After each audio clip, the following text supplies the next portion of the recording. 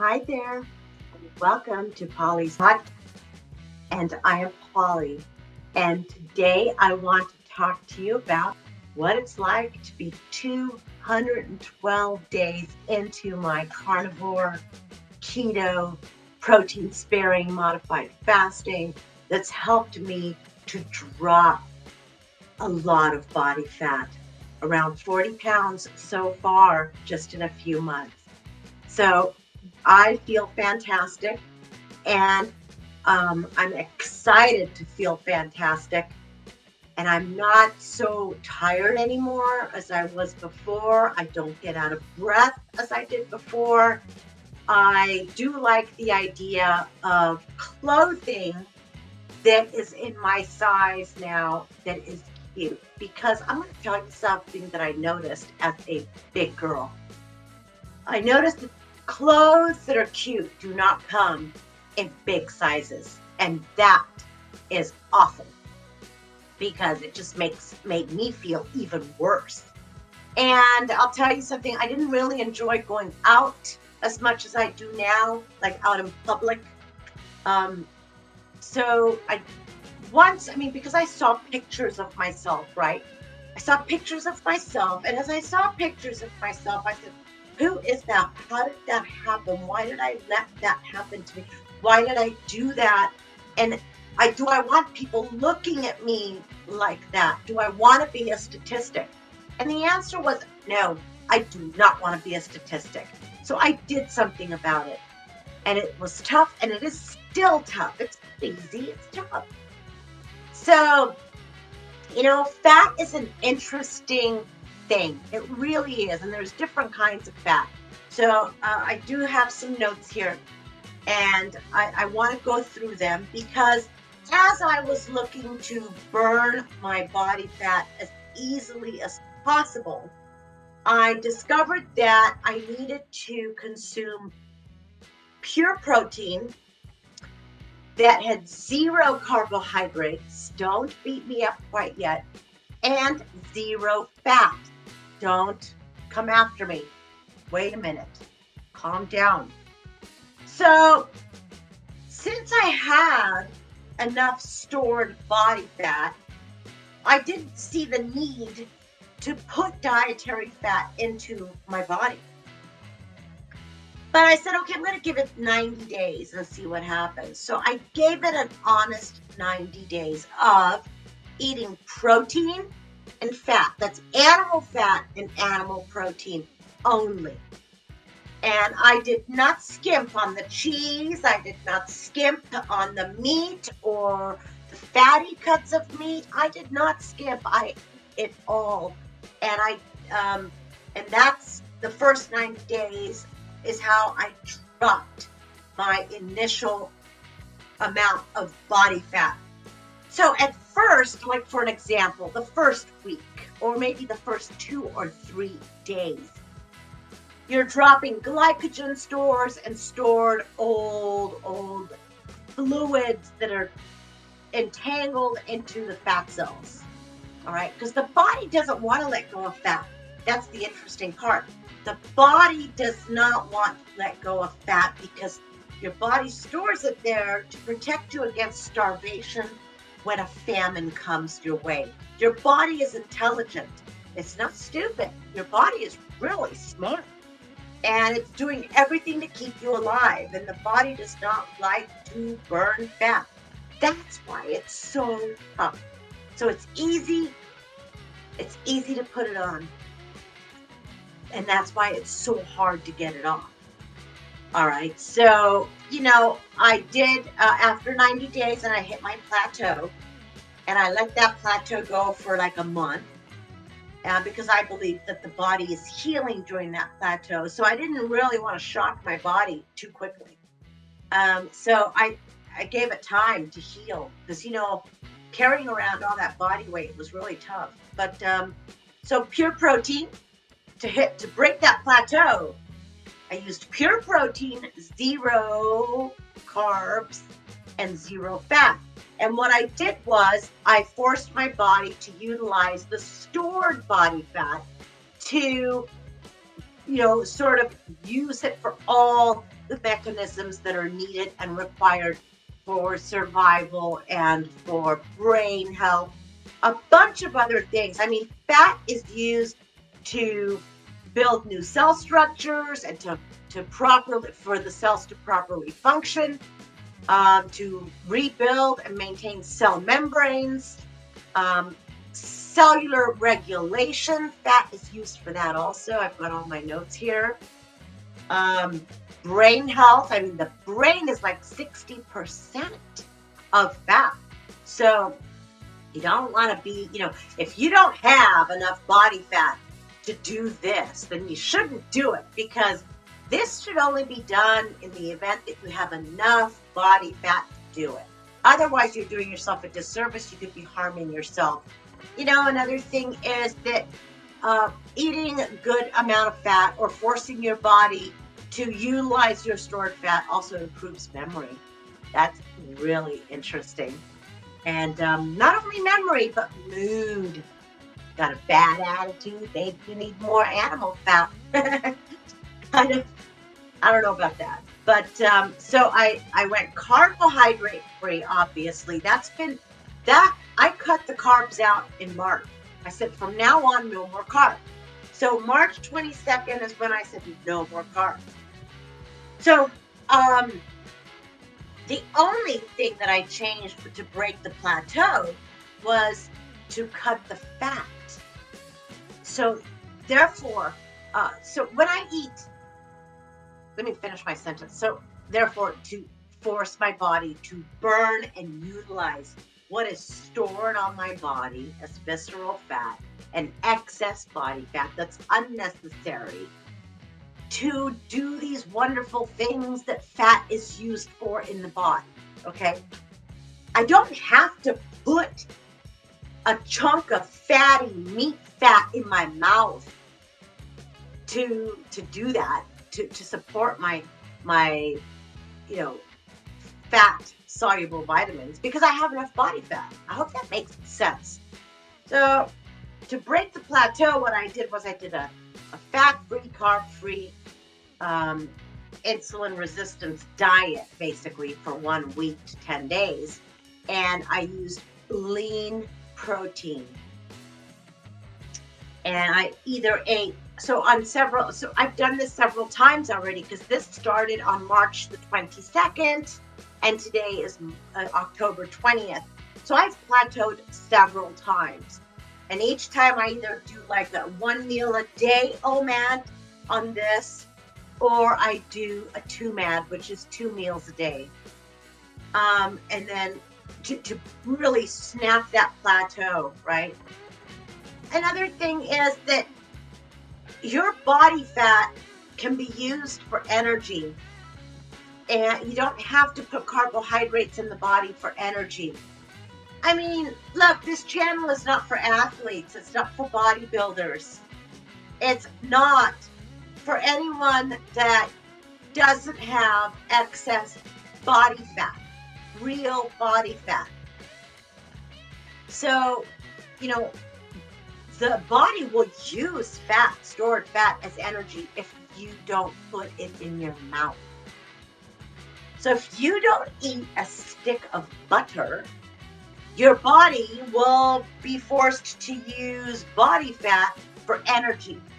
And body fat is 9 calories, or all fat is 9 calories per gram. So I try to avoid that, to bring the calories down during a plateau break. Breaking a plateau, it only takes 7 to 10 days. It's not a lifestyle. It's not something you're going to do for 30 days, 50 days, 80 days. I mean, if you were, you would be under your doctor's supervision, right? I mean, there are people who live like this, but I don't. Let's see here.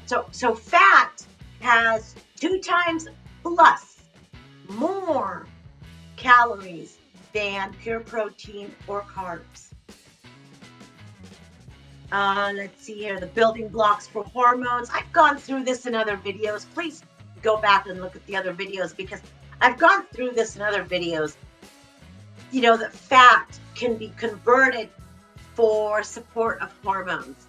And I realized that, it also helps to, fat soluble vitamins need fat. I have enough body fat to where I don't need to take in butter, coconut oil, or olive oil at all until I bring it down to like 10%, 12%, even 15%, my body fat composition.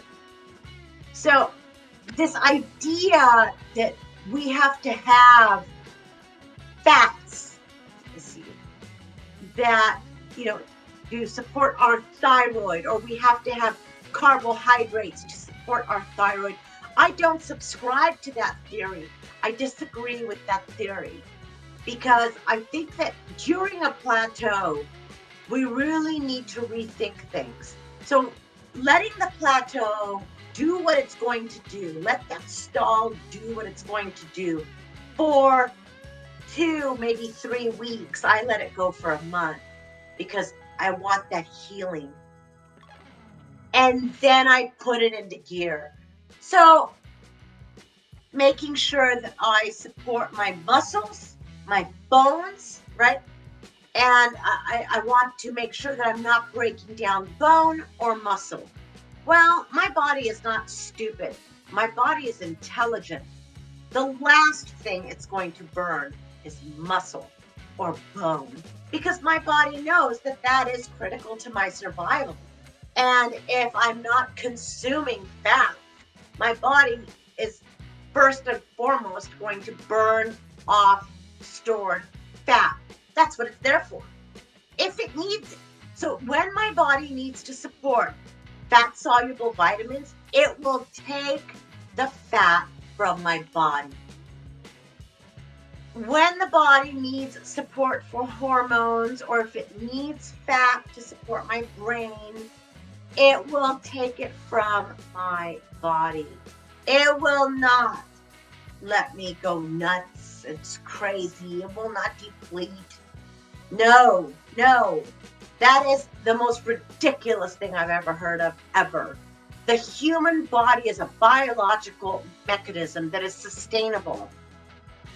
Literally. I mean, there's no reason to subscribe to those theories. There's nothing to back that up. I could eat just lean protein only and never gain an ounce of body fat and drop my body fat, right? Which is what I'm doing, but I'm doing it slowly and I'm trying my best to do it in the most healthy way. So I don't need fiber. I don't have a reason to use fiber of any sort. I don't eat vegetables. I'm not big on fruit. I mean, I might have some fruit once in a great while, but it has to be low energy fruit also, because I don't want that fructose in my body by itself. So that means that I will eat it with meat. So for an example, if I'm going to eat fruit, it's going to be kiwi, blueberries, or strawberries. And I'm going to eat it along with my meal or right after my high protein meal. And the reason for that is because there is fructose in that.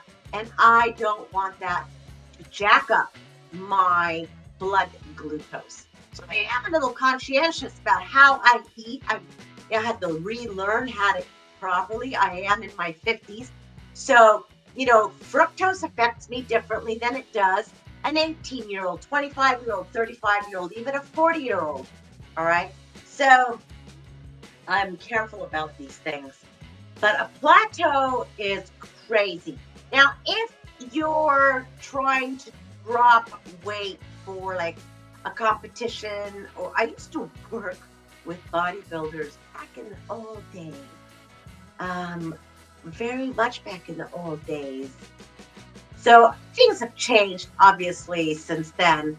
And, I remember that, bodybuilders would definitely cut. They'd cut for like 7 days, 10 days, 12 days, 15 days. That means they would eat only lean protein. Only lean protein. So that they would lose the subcutaneous fat, because they didn't have much on the visceral fat scale to lose, but they would do that to lose subcutaneous fat, which is right beneath the skin, so that it shrank to the skin would shrink to the muscles, so that when they flex, they really show off their muscle toning, right? Their cuts in between, and the shadowing was deep.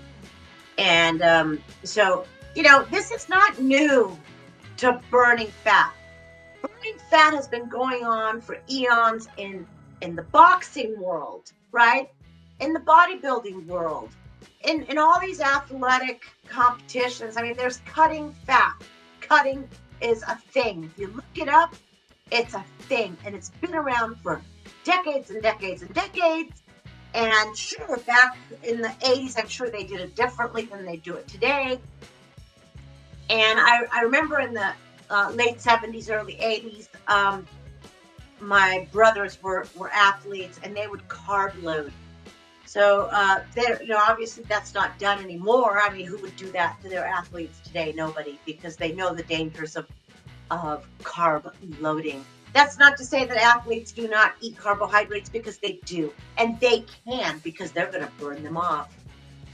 Right? Okay. So, and I'm going to tell you something. There is such a thing as, like, I'm not a big fan of this. So again, this is not a lifestyle. You're not going to do it more than a week to 10 days. But there are things like non-fat cottage cheese, non-fat yogurt. There are things like non-fat cream cheese. They taste terrible. But if you're using them just to get through, a fat cut, like breaking a plateau, breaking a weight stall, I think it's okay.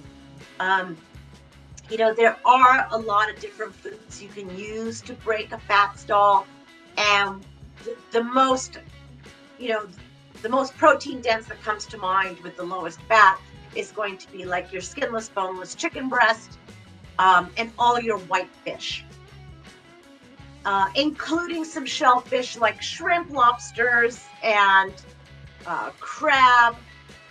So, I mean, I realize a lot of people are allergic to shellfish, so obviously always check with your doctor before starting a new diet or an exercise program, or always check with your doctor before listening to anybody on YouTube. And I mean anybody on YouTube, not just me, anybody. Because I'm just sharing with you my experiences and my journey that works for me, that's been working for me, and I'm still on that journey. And, once I hit where I'm going, I have to hold that weight for a long time before I say, all right, I'm at that new set point. Because no, the body, I know right now, I can tell you with all honesty, and I'm just going to forthwith here, the body will want to increase its weight. Remember, I said the body does not like to burn body fat. That's why it's so hard to do. It does it because it wants to protect you from yourself. It doesn't trust you.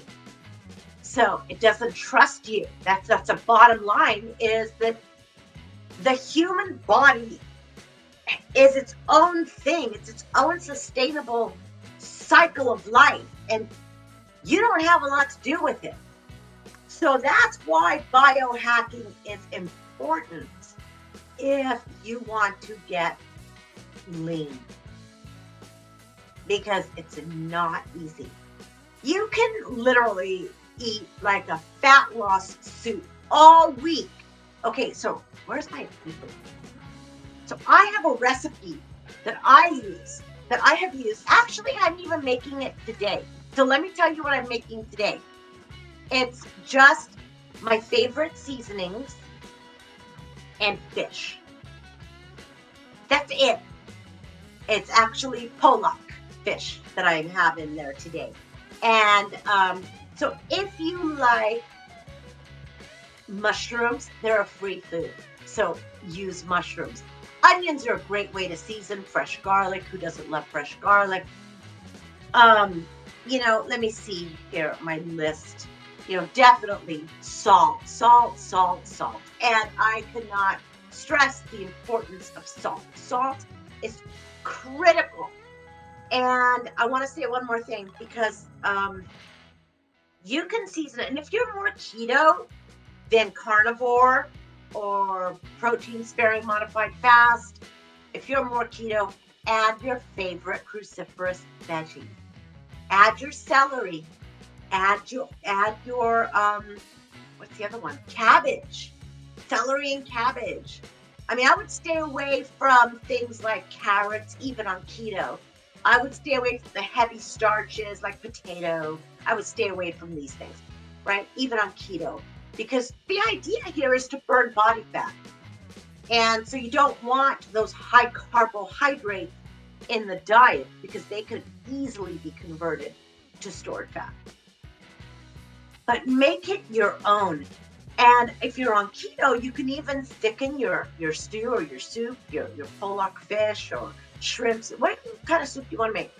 With psyllium husk, if you're on keto, right?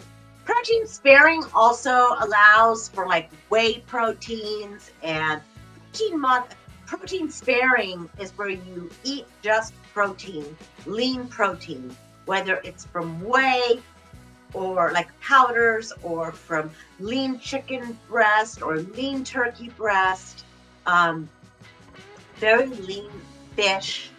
So it protects the muscle, protects the bone, and it doesn't give the body anything to turn into fat. And these don't, also you want to, so keto doesn't work for me. I did it and it did not work as well as I wanted it to. It didn't impress me. Another thing that keto did is it kept me hungry for, craving for the keto treats. So I'm not impressed with it. Yes, I dropped a few pounds of body fat, but overall it's a lot of work. And I am so busy. Like today I'm butchering a pig, which I'm going to get going pretty soon because I got to go butcher a pig. I'm really lazy when it comes to the kitchen. I need things to be simple, simplified. I need things to be easy. I don't have the time to sit around doing keto bread and keto muffins and keto dessert and keto cheesecake. Oh my gosh. That takes up the whole day. Forget it. So I want things easy, very simple. I get up at 3:30, sometimes 4, and I start. I've got meat that's in the oven, and then I have something in the Instant Pot, whether it's a stew or a soup. And my goal is 0 carbs. My goal is 0 fat and 0 carbs when I'm in a plateau. So I hope that makes sense to you. If you have any questions, this is also the same as the insulin resistance diet. So the insulin resistance diet is, if you're insulin resistant, then, this is the insulin resistant diet. So you eat things that do not spike your blood sugar. That's the insulin resistant diet, right? And you want to avoid all the sugary fruits. So, and then also you want to make sure that you're never overdoing the sugary fruits. So you're primarily using things like pomegranate, kiwi, blueberries, strawberries, blackberries, raspberries. Berries are in a different category of fruit. Avocado, I think, is all right, but you have to check with your doctor. I'm not your doctor, I'm just talking. So check with your doctor to see if you can eat avocado or berries, if you are also insulin resistant. So I was so overweight that I had become really high risk for diabetes. And in fact, my doctor had prescribed metformin. And I said, I'm not. I think I'd rather just try and lose weight. I just. Well, he said I was pre-diabetic, so I didn't like those words. Nobody likes those words. So I did something to change that. That's what I did. I did something to change that. And so that's basically, and uh, it's been a great journey so far. I don't see it changing anytime soon.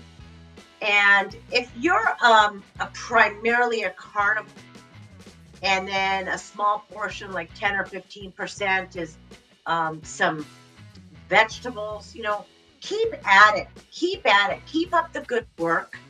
And just stay with the program, because if you do the work, it's going to pay off. It really is. So, you know what? Until next time, be happy, be healthy, and thank you for taking the time to sit with me today. And I hope that this brought you some peace and some knowledge, the valuable knowledge. If it did, please hit the thumbs up button. Please subscribe to my channel. It's brand new and it's 100% free. And if you have questions, ask them. I will address them. I will answer them if I know the answer. And if I don't, I will find out what the answer is for you. Okay, so until next time, be happy and be healthy.